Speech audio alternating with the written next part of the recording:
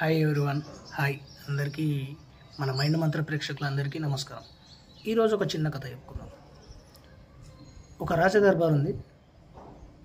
అందులో ఎంతో అద్భుతమైన సేవకులు చేస్తున్నటువంటి పరివారాలు ఉన్నారు. అలాంటి ఒక మహారాజు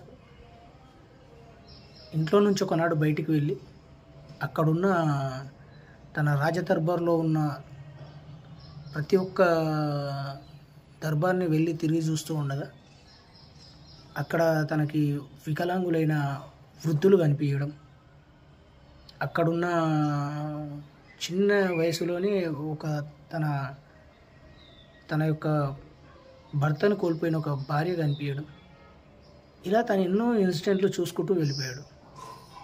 అక్కడ చూసుకుంటూ వెళ్ళిపోయిన తర్వాత తనకు జీవితం మీద వైరాగ్యం కలిగింది. తను అక్కడి నుంచి వెళ్ళి ఒక చెట్టు కిందకి వెళ్ళి కూర్చొని తీక్షణంగా ఆలోచించసాగాడు.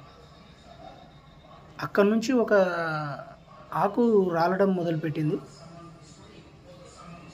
ఆ ఆకు పక్కనే కొత్తగా మళ్ళీ ఇంకొక ఆకు పుట్టుకురావడం కనిపించడం తను దీక్షగా పరీక్షించాడు. అంటే మనిషి యొక్క జీవితము ఇలానే ఉంటుంది. ఇలాగే తన యొక్క జీవితం కూడా ఆకు ఎలాగైతే రాలిపోతుందో మనిషి యొక్క జీవితం కూడా ఏదో ఒక రోజు ఆత్మ నుంచి దూరం కావాల్సిందే అన్నది ఆయన మైండ్ సెట్లోకి వచ్చేసింది. ఆయనే బుద్ధుడు, గౌతమ బుద్ధుడు అయ్యాడు.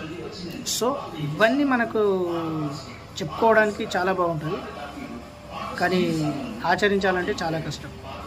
మనకు కావాల్సింది ఏంటి? ఇప్పుడున్న ఈ జనరేషన్లో డబ్బు, సంపద, ఐశ్వర్యం.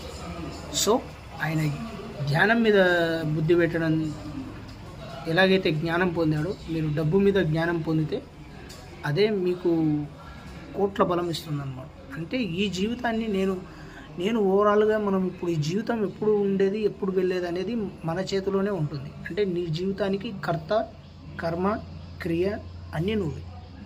So you are the creator. అంటే నీ యొక్క జీవితాన్ని నువ్వే రాసుకోవచ్చు, దాన్ని చాలా ఈజీగా రాసుకోవచ్చు. ఇవన్నీ ఇలాంటి విషయాలు ఎన్నో మీకు తెలియజేస్తూ మైండ్ మంత్ర అనే కొత్త సబ్జెక్ట్ మనం తీసుకురావడం జరిగింది.